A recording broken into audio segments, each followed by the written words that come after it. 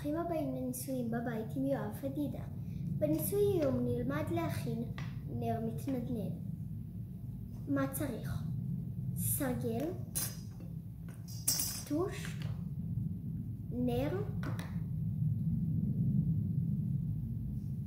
מחט וגפרורים או מצית. אז לוקחים את הנר, מודדים בסרגל את האמצע שלו, מסמנים עם הטוש,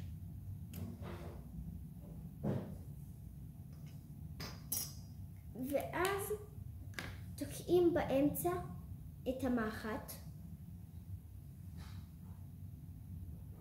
שתצא מהצד השני. רגע.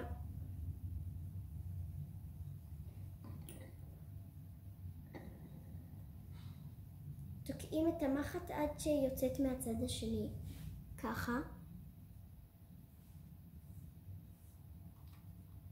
ואז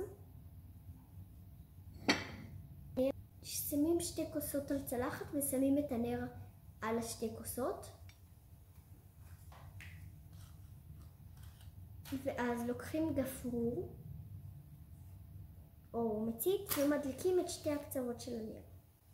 לוקחים את הגפרורים או המצית ומדליקים את שתיהם.